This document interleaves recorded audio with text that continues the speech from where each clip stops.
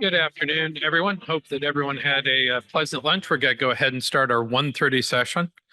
This is a session that's focused on bootstrapping cyber infrastructure in the California State University system, making the right connections to networks, hardware, and collaborations.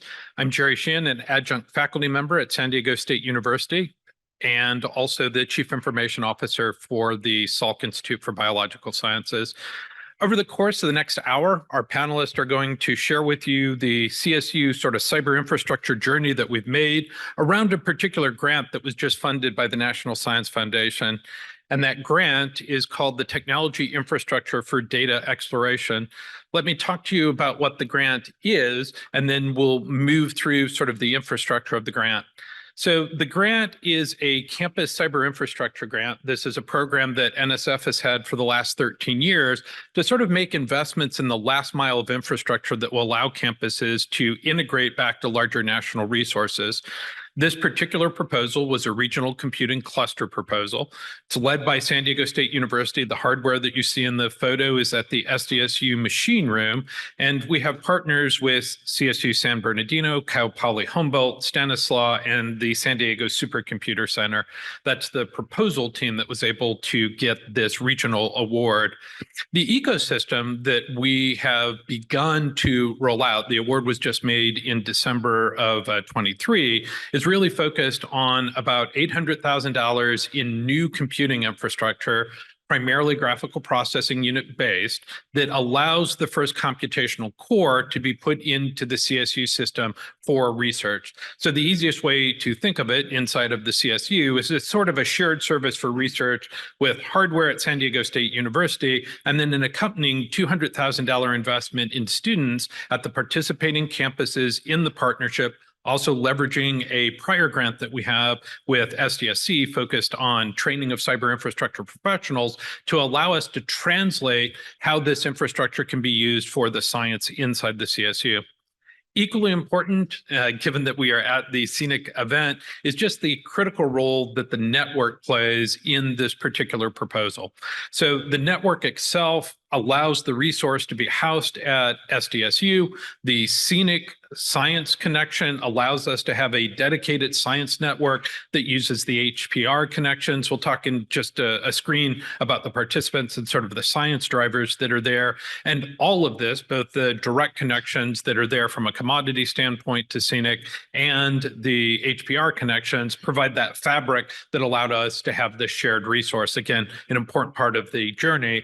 And then finally, this resource itself integrates into a partnership that's almost a decade old, starting with the Pacific Research Platform, then becoming the National Research Platform. And that allows us to have the ability to leverage system administration at other universities to sort of move forward with the proposal, allowing the CSU personnel to really focus on engaging with faculty on their campus.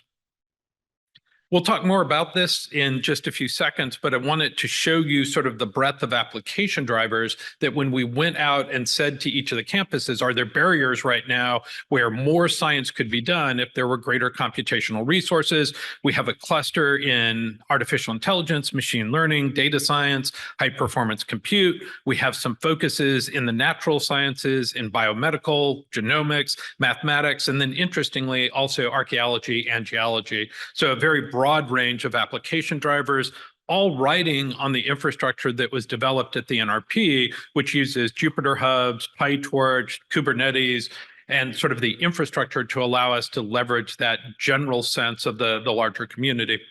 Let me talk just a little bit about the NRP for folks who may not be familiar with it. So the core, probably the heart of the NRP, is the Nautilus hypercluster. This is a distributed set of infrastructure that has over 21,000 CPUs, 1,200 GPUs that we're integrating tied into as a resource. And it was important as we thought about, from a smaller campus perspective, how you provide the right infrastructure to faculty to be able to look at at this leveraging that we can do of a national infrastructure, being able to work with NRP allows us to have a few things that are sort of taken off our plate, allows us to focus on some other things. The first is system administration. So one of the great advantages of NRP is essentially the Tide Pod integrates in the system administration, the security updates. That's all being done by someone who isn't us, allowing us to focus more on those user applications, sort of the Jupyter Hub notebooks, working with users to make sure that the science is being fed by the supercomputing infrastructure that's there. Second thing is the burstable resources that occur when you integrate in. So on the prior slide, which I skipped over pretty quickly, you're looking at a little over sort of 100-ish GPUs. So in our particular infrastructure, if you move beyond that and you need more, you can move with your Kubernetes your Kubernetes container into the infrastructure, get more compute.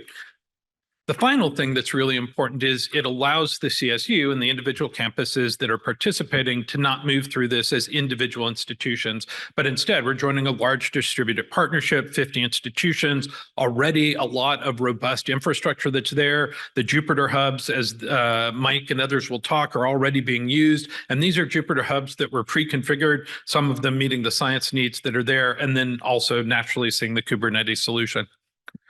I've gone over the collaborating institutions that we have. What I want to do is just ask each of our panelists to briefly introduce themselves. I'm going to start with Mike Farley, and then we'll sort of go down the line. So Mike, do you want to do just sort of a brief station introduction, who you are, the role that you play at the institution, and then we'll move into some of our focal questions for the panel.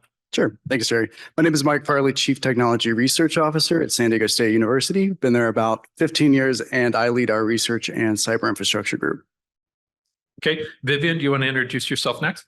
Yeah, hi. Thank you, Jerry. Yeah, hi. I'm Vivian Huangfu. I'm an assistant professor at San Diego State University. So my research group works on public health, data mining, machine learning, and artificial intelligence. Yeah, thank you. Dr. Yu Haley? My name is Haley Ye. I'm the Dean of Graduate Studies and Research at Cal State Stanislaus. I'm the person who has the least technology expert. But when I was a faculty, I spent more than 20 years using the data. I really appreciate the IT person support for everything I do. All right, Mary, if you want to introduce yourself next. Hi, I'm Mary Thomas. I think my microphone's working. So I have a background in plasma physics and computational science and computer science, and I got all my degrees at San Diego State University. So I'm a big fan of the CSU system, and so I'm happy to be part of TIDE to help bring in and broaden the engagement of that community. And I do HPC training for SDSC. I lead that program. So I'm a big fan too of education and training of people, especially in the workforce development area. All right, Frank, you want to round us out? Hi, my name is Frank Würthwein. I'm the director of the San Diego Supercomputer Center, and we're very proud to be part of this, and looking forward to making the CSU system succeed. Thank you very much, Frank. What we thought, given our journey, would be important to do is to hear from the individual campuses about their experience. As you know, sort of a research-oriented infrastructure in the CSU is a new thing for the California State University to sort of think about and embrace. So the first question that we're going to ask our panelists to talk with you about is their campus culture and how that led to the support for research from an IT perspective. And I'm going to open things by asking Mike Farley from SDSU if he sort of wants to share the SDSU journey, and then again, we'll go through our collaboration campuses next. I think we may have missed one intro, Jerry, didn't we? Gerard. Oh, I'm sorry, Gerard. I skipped right over you, and you were next to me. My bad. That's okay. I'm Gerard. I currently serve as the Chief Information Officer for Cal State San Bernardino, supporting all parts of IT, including the high performance computing and CSUSB. All right, now back to my apologies, sure. Gerard. So historically at San Diego State, we've been very decentralized and kind of best effort from a research IT perspective of how we support researchers. However, for the past couple of years, we've been working on a model that we call One IT Community. So we've taken our IT division staff and our college IT staff and really put them under this one umbrella where we can work together on things and collaborate a lot better. My group was created 2 years ago, Research and Cyber Infrastructure Group. Started with just me. But since then we've built out 3 FTEs, 3 students as well.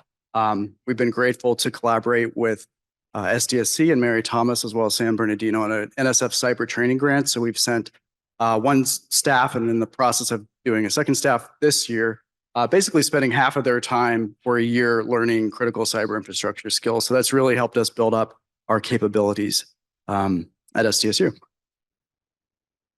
Gerard, do you want to share a little bit about the journey for San Bernardino? Sure. This has been almost, I think, for now, almost 9 years in the making. I think we started our journey in about 2015 when ITS started supporting our research, faculty research needs through the XC platform, which is now Access.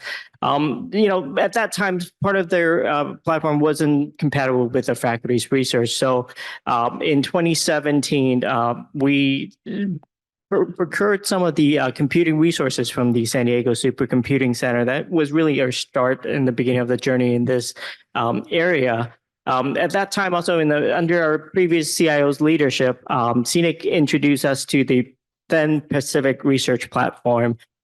We started building the Science DMC. At that point, we're trying to figure out how does this actually work.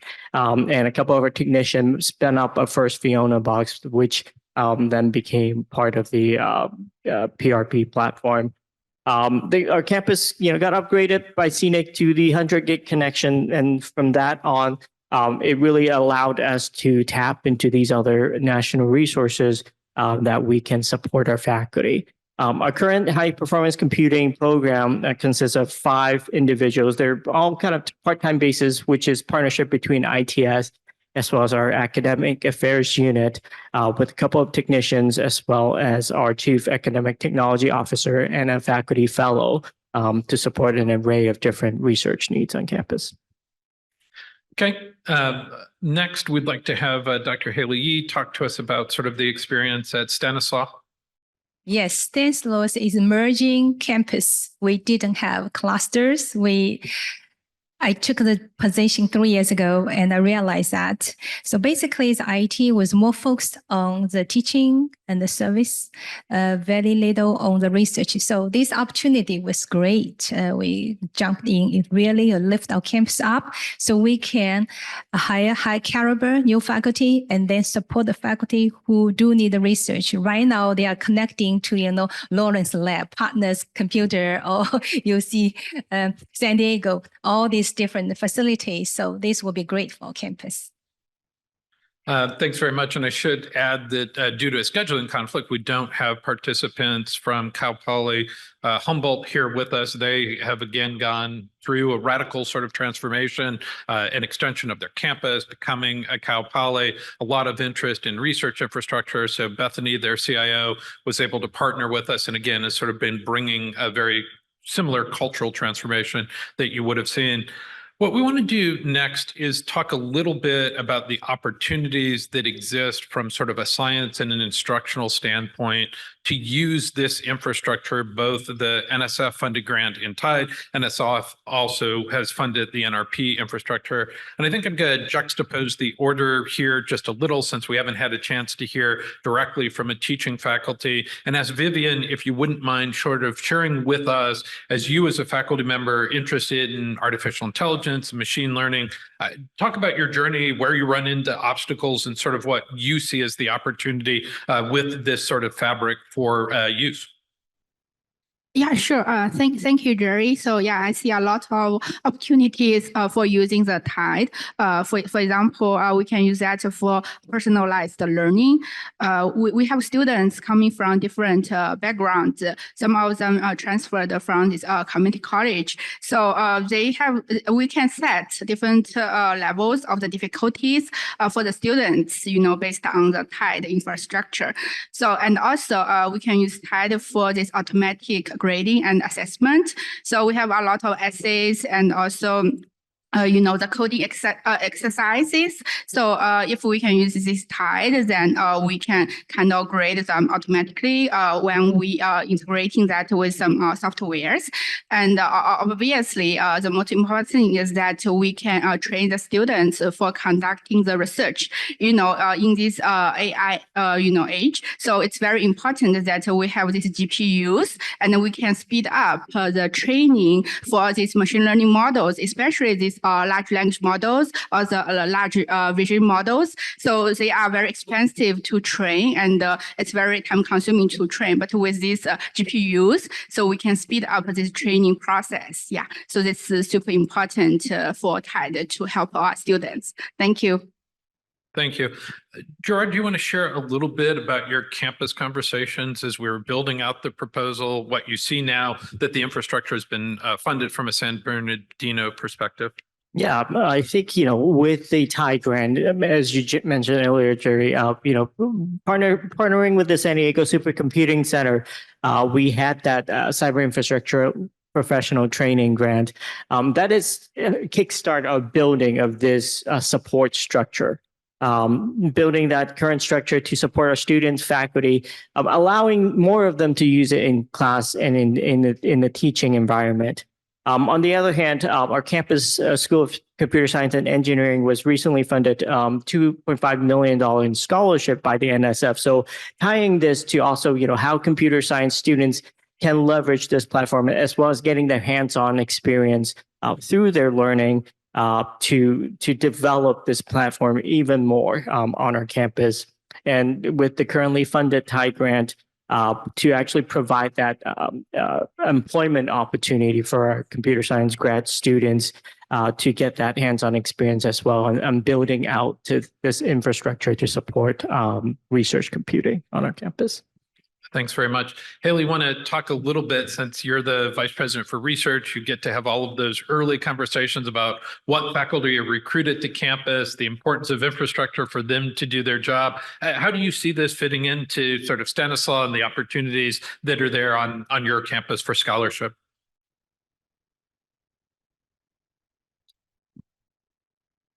I think this is tremendous impact to our campus, because when I came to the campus as a research officer, a lot of faculty complaining we don't have facility.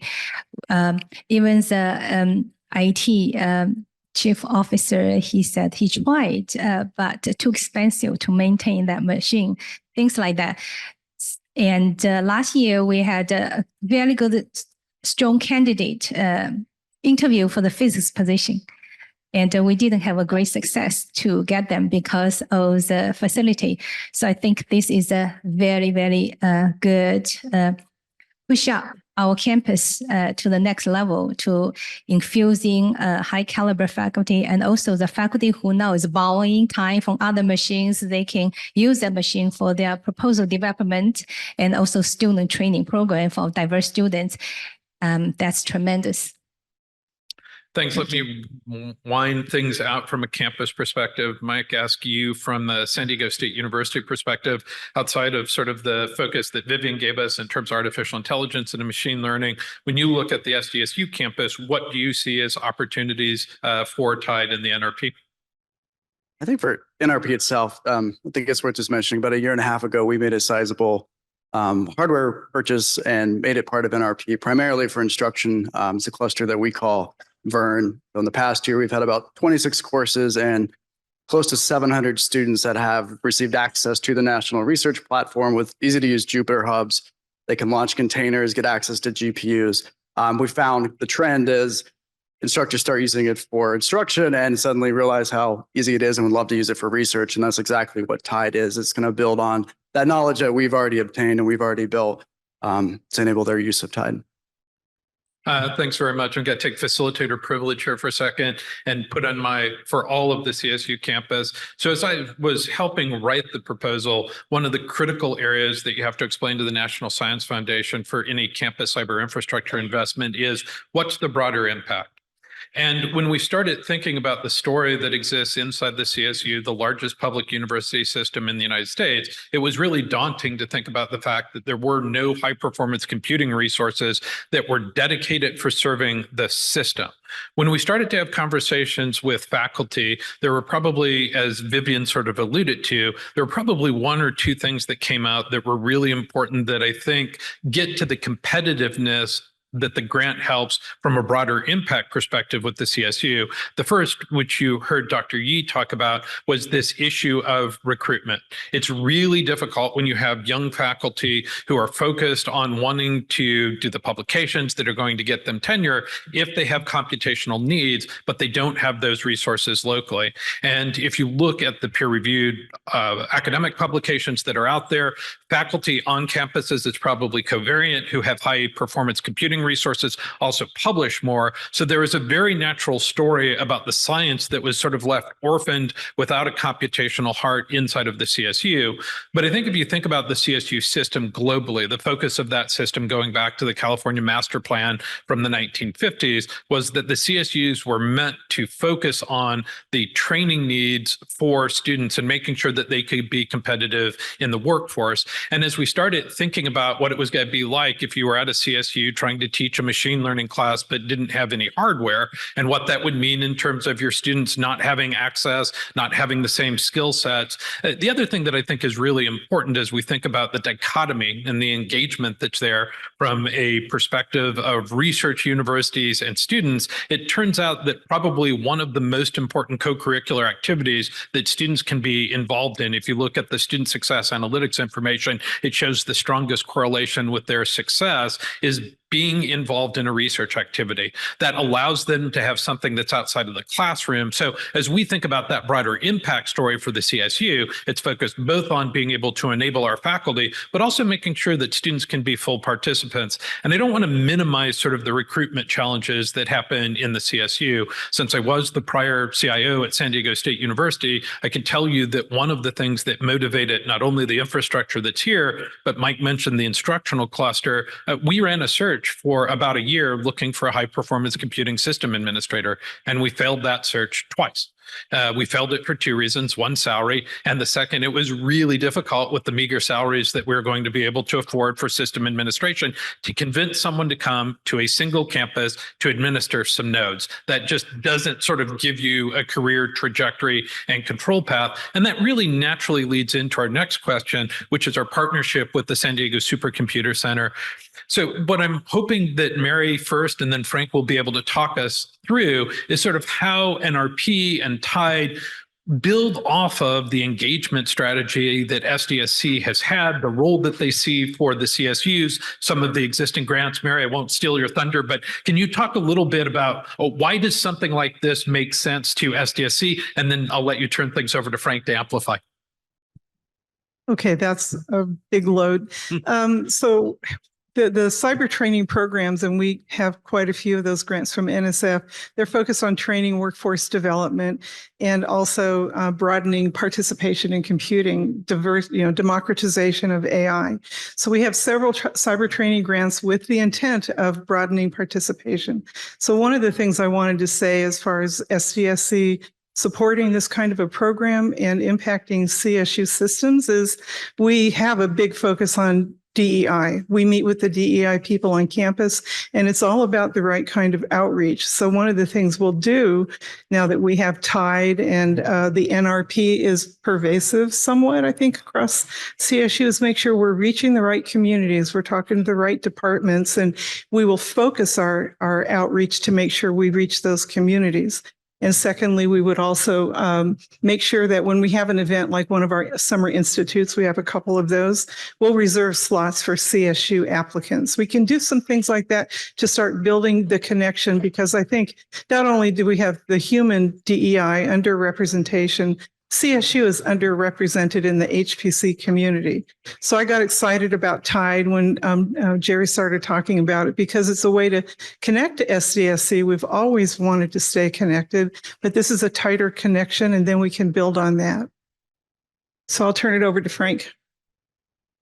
So the San Diego Supercomputer Center in a way, has three geographic scopes. It serves the nation.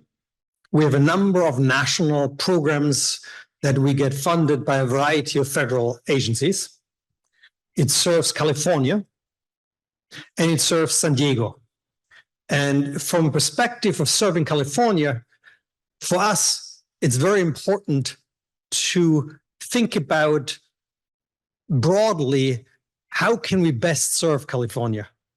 And when it comes to education, you can't get around the fact that the CSUs, I think the statistics was 50% of all bachelor's degrees come from CSUs in California. That's an enormous accomplishment. We want to be part of that story. We want to be part of that story from a providing educational infrastructure.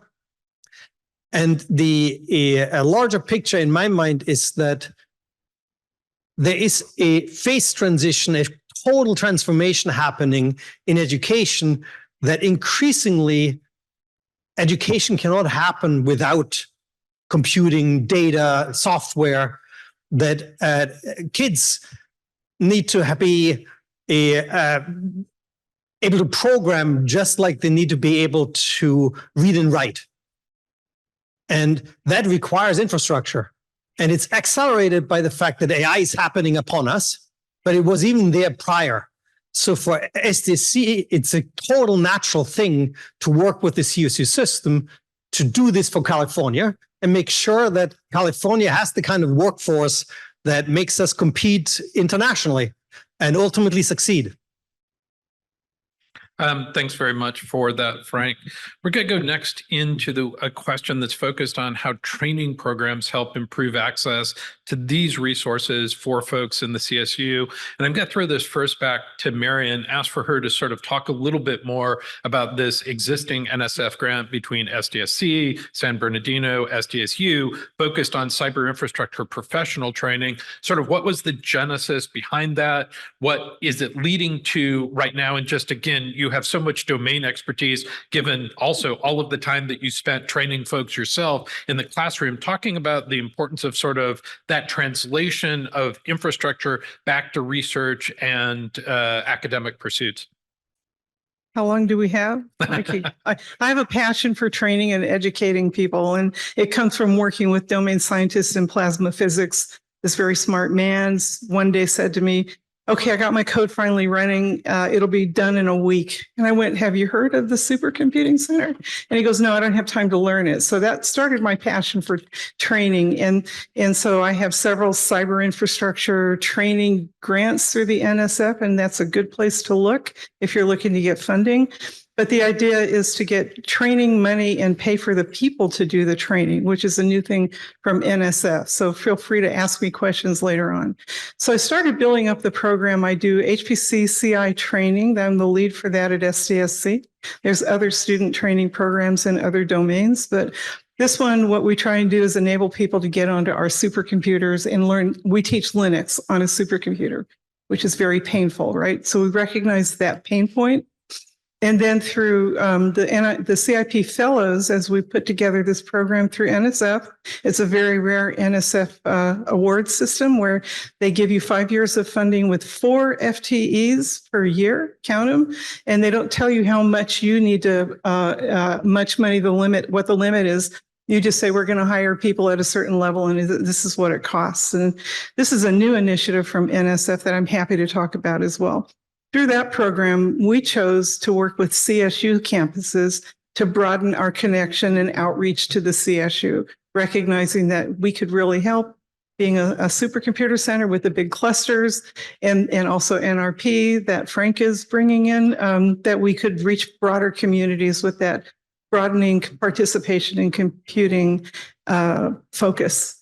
So what I think we would do, like I said earlier, is we would structure our classes so that our training to bring CSU people in by special invitation and holding spaces for that community, and encourage other CIP fellows from other campuses, and just keep broadening that outreach and working with the CSU. I think that's enough. I'll turn it to Frank. What's Frank? We're So, good. and let me just one sentence. One You're good, sentence. Frank. I want. Mary doesn't like to pat her own shoulder, so let me pat her shoulder. Mary built a training program at SDSC that trains more than 3,000 people every year, and that's.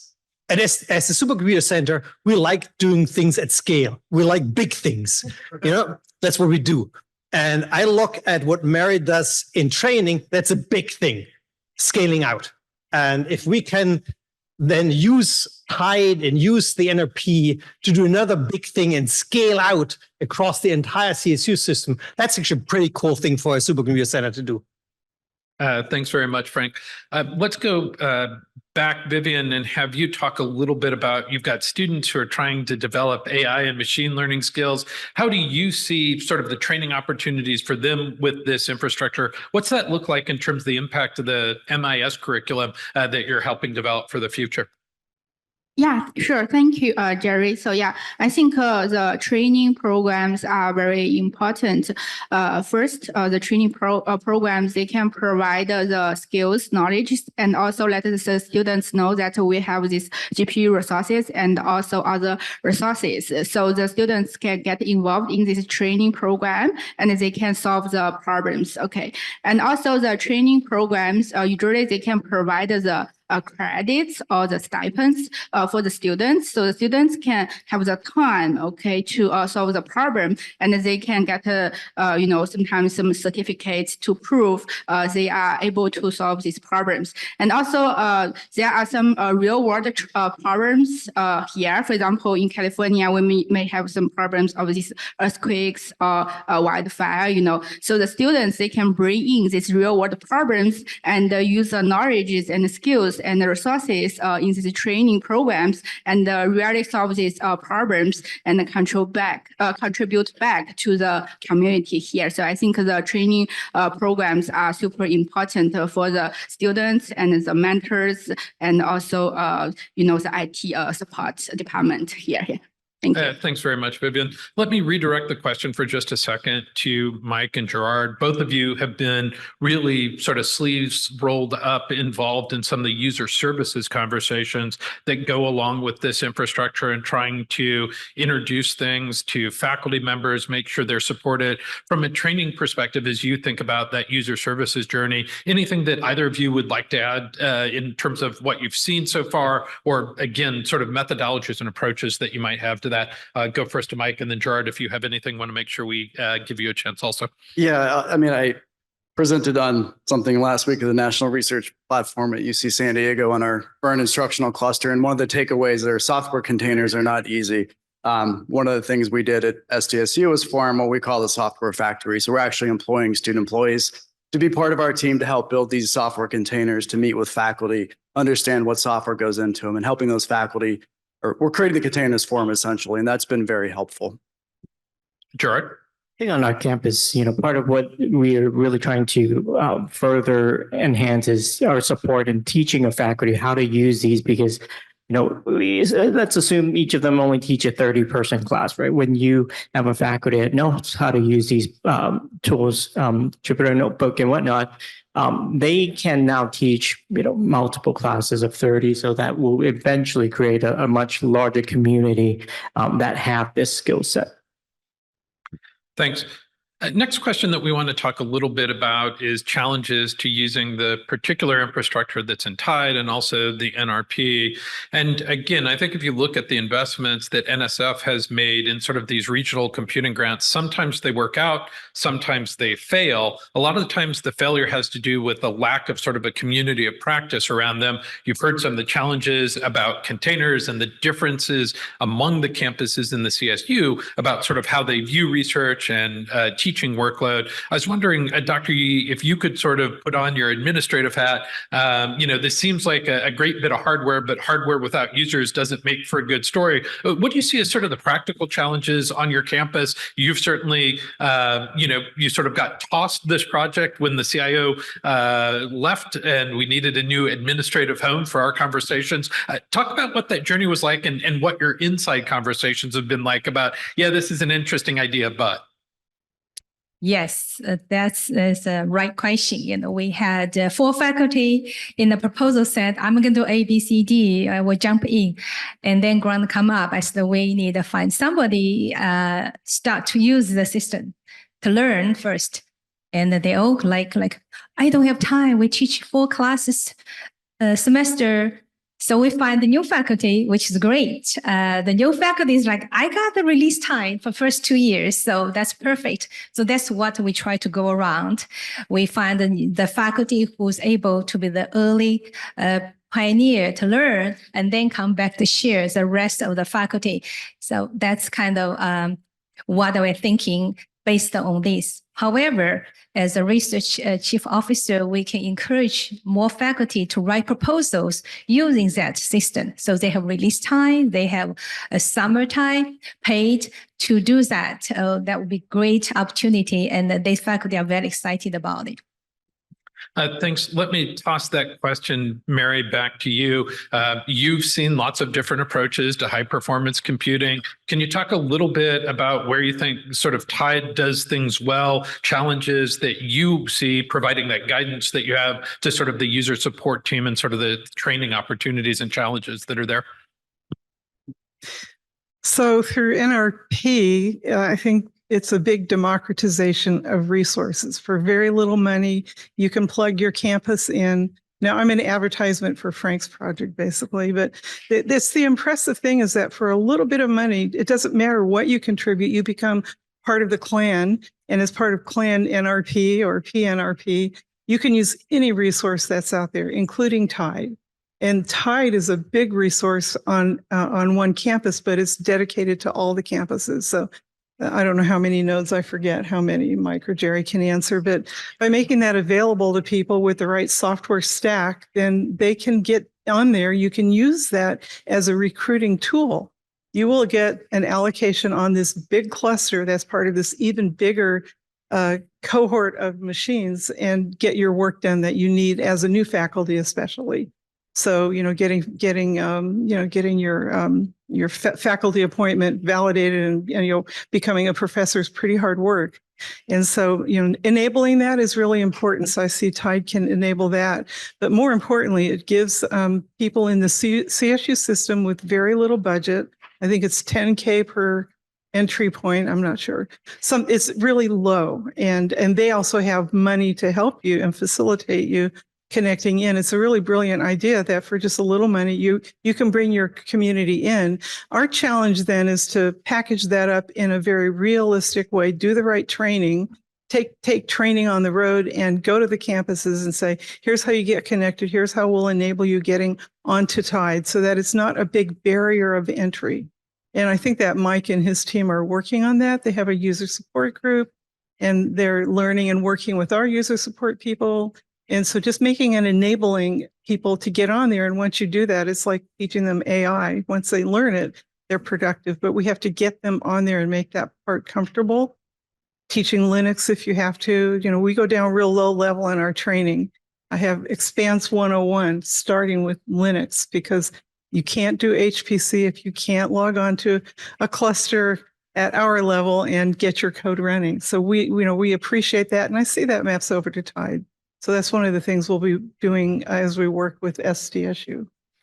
Thanks very much, Mary. Frank, we just got done having the 5th annual NRP conference last week for 3 days. Lots of users at UCSD. Anything that you would like to summarize out of sort of that experience of what you see as the challenges right now for NRP?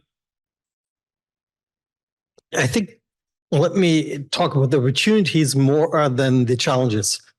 The NSF had funded the prototype national research platform as a proposal that provides the core infrastructure, basically the Nautilus cluster that you've heard about, or the Nautilus infrastructure that all these other resources get plugged into. And we're now at the end of our first year. We have if we do this right, we have a 10-year lifetime. That's enough runway to build out not just CSU, but go well beyond the CSU system, build out nationally. So what I'm looking forward to is to see a few years from now, 10,000 people being educated across a number of dozens of courses on that infrastructure. And so that's sort of a good number, has a 1 in front, lots of zeros, and yeah, let's shoot there. Thank you very much. The final question that we wanted to spend a little bit more time elaborating on is if we're able to jump into a quick time machine, only a year into the future, what's this conversation look like a year from now?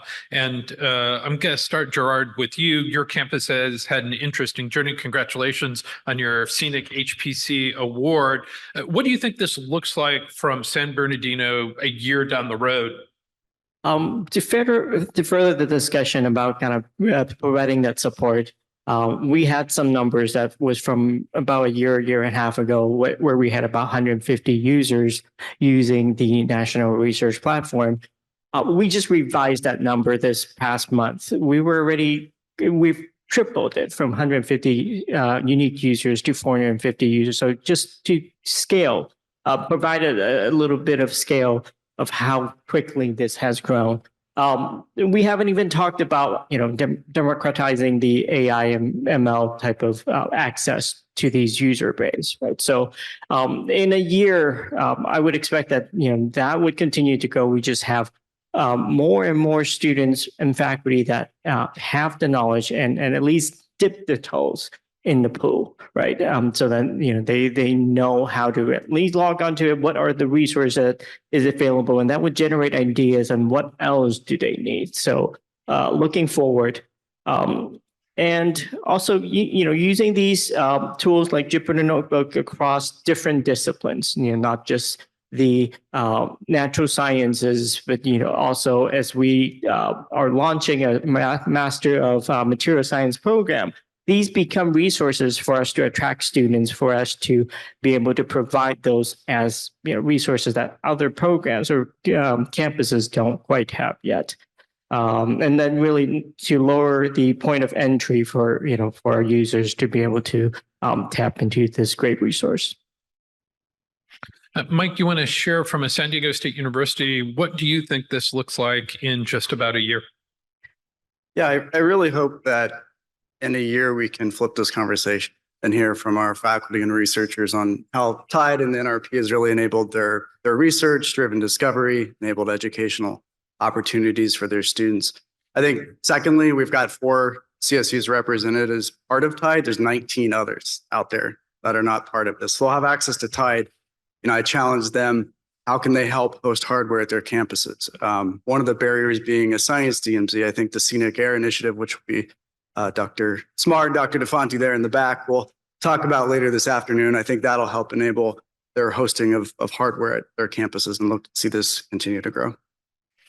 So Vivian, you're the first faculty member who has a publication that's going to explicitly reference TIDE as being something that helped with that publication. As a faculty member pursuing academic scholarship, what does it look like a year from now for you and your research team at San Diego State University? Yeah, I think this is a big change for me and also for the students. Previously, we don't have the GPU resources. So in order to run a large language model, so it takes a very long time. So the students basically sit in front of the computer and wait for the results.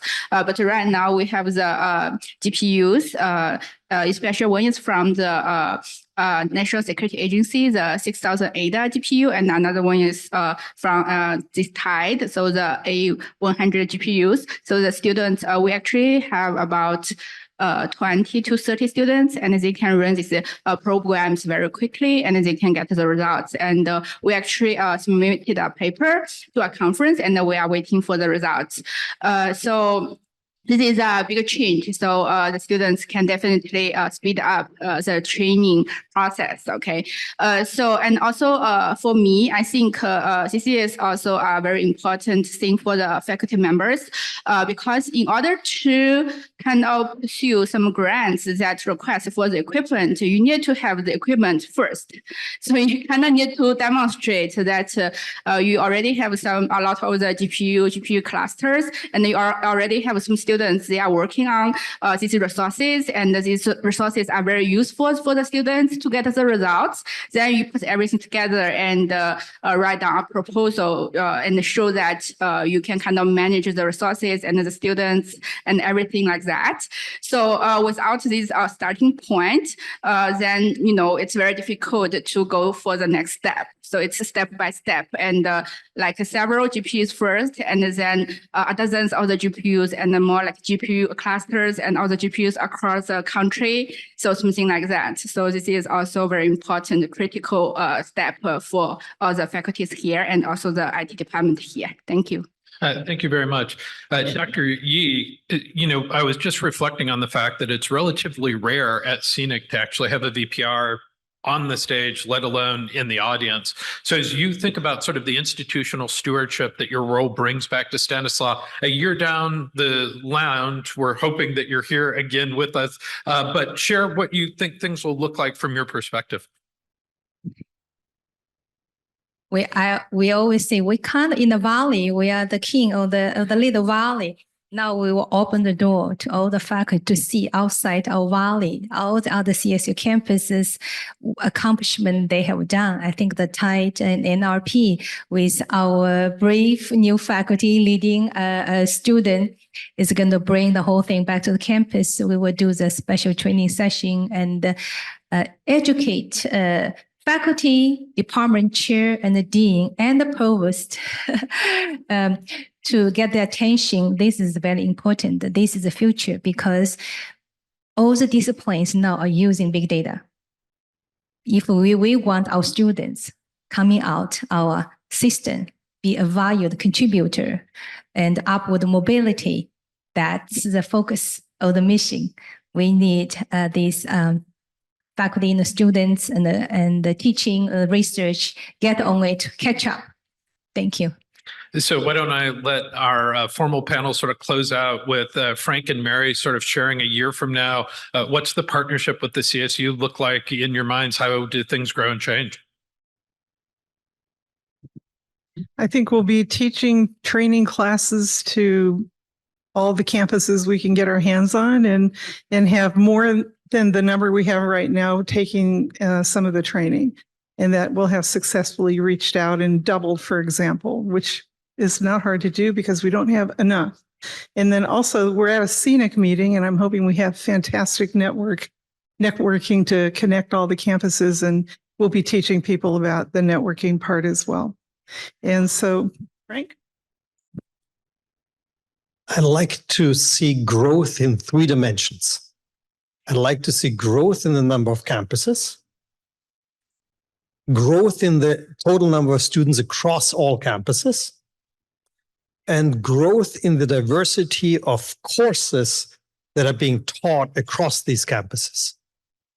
And a corollary to this for us at this as the infrastructure, I'd like us to be able to actually measure these things and not have to rely as much as right now on anecdotes that the folks from Campus XYZ give a presentation at the annual 500IP meeting, and that's the only way that I have any clue what is actually happening at that campus. Somehow, it would be nice if we had a year from now more easily a measurable metrics that we can then be proud of and show to each other.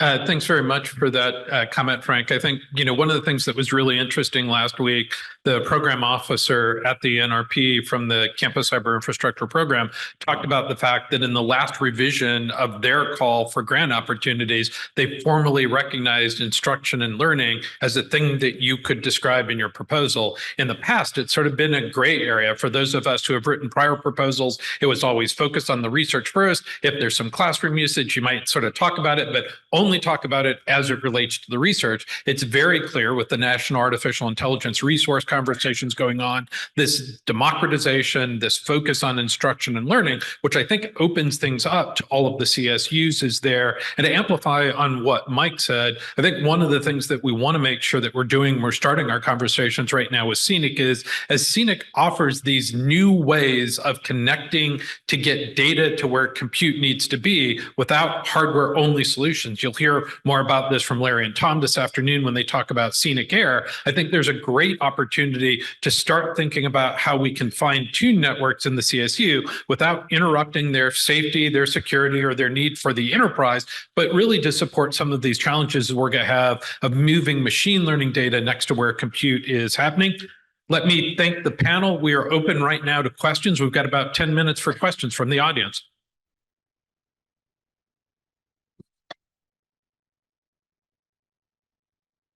So great panel. Thank you all.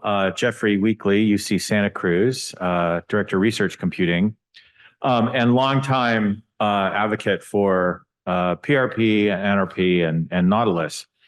My observation, and I conduct, like Mary, I conduct a lot of training to onboard people onto Nautilus. And my observation is I can walk them through the existing tutorials, and they seem to get it. And then I check later to see if they're actually using the system, and almost none of them are. So I'd like to hear from the panel, how do we span that gap? And Frank, you kind of preview maybe the answer, and that is more courses and more programs. But what are some of your other thoughts about how we can get people not only to the bridge, but across the bridge to using these systems? Let me open to the panel.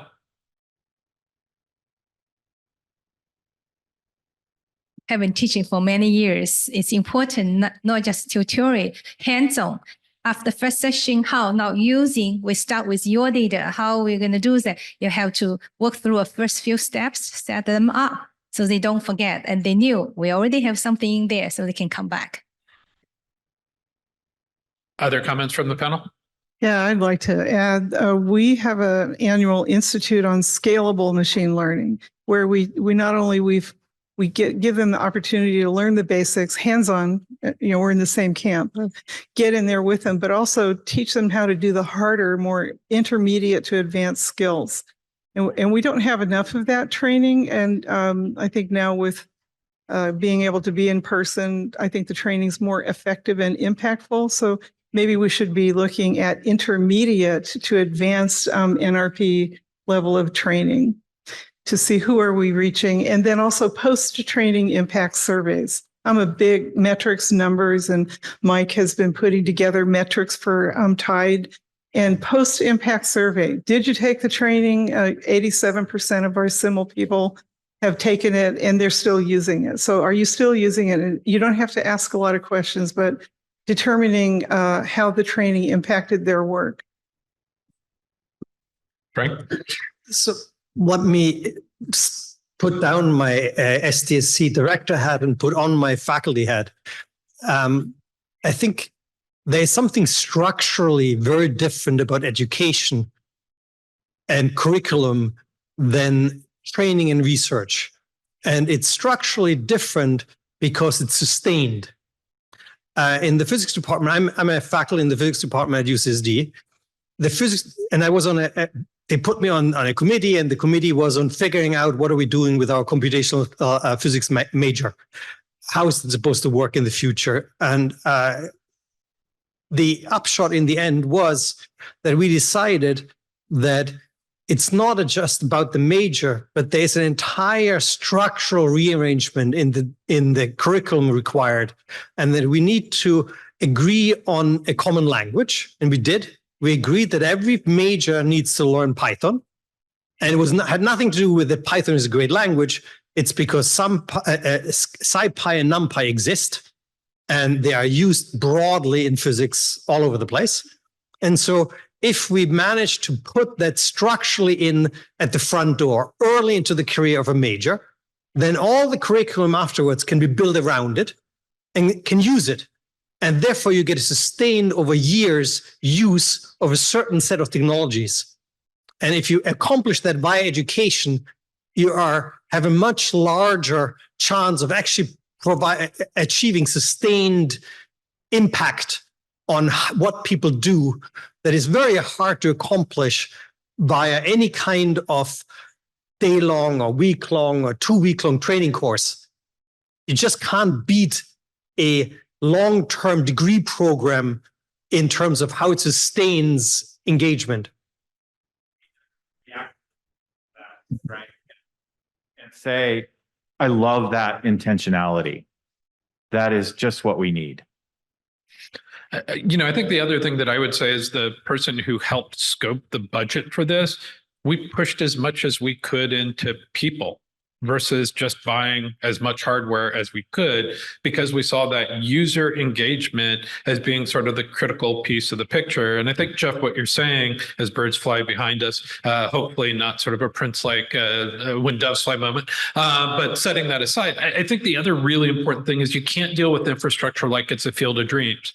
You can't build it, hope that they come, because I think what we know is they might show up, but if nobody's there and nobody's there the day after and no one's there to call the lines and nobody's there to make sure that things mowed, it's not going to get used. The NRP gives us the infrastructure to keep the field in a playable condition, but it's really going to be the folks who are up here working on those training engagements and those continued dialogues that I think are going to be part of the ongoing engagement strategy.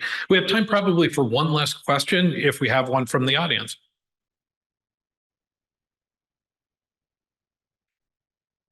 Hi, thank you. So as someone who manages some research servers, and they're very specialized and very difficult because they're not like anything else on campus, how is it, could you just talk a little more about how you had mentioned how the Tide cluster is managed by like an outside organization and all that? I'm just wondering if you would... Yeah, why don't I turn this one to Mike, who's sort of the lead, or Frank, the two of you perhaps, about the administration of Tide and then what things look like as NRP resources. Maybe Mike, you want to talk about Tide? We'll kick it back to Frank for NRP. I'll take it from, I guess, my perspective at SDSU. With our Vern cluster, which we brought online about 1.5 years ago, we built out a Science DMZ, put that on that network, and do the base OS install, set the IP, and literally hand it over to the NRP staff, who takes it from there, runs some Ansible, installs everything, and does all the management. We are that hands-on support if need be, but they actually have IPMI access and full capability to do just about anything with that machine. Frank, anything you want to add in? Yeah, and I think the important thing is that infrastructure works because it's based on containerization, which means the uniquenesses of the software are put in containers that can run against available resources. And I think that's the way that we're dealing with sort of the customization. Again, think about the flavors of GPUs that you have in this plus 1,000 GPU infrastructure. You can find something that hopefully will be tuned for the needs that you have. And it's, again, as that expands, we'll have that flexibility. Let me thank all of you for your attendance and for your attention. Thank you again to all of the panelists. We'll be here for the rest of the conference. Happy to answer any questions you might have. Thank you very much, everyone.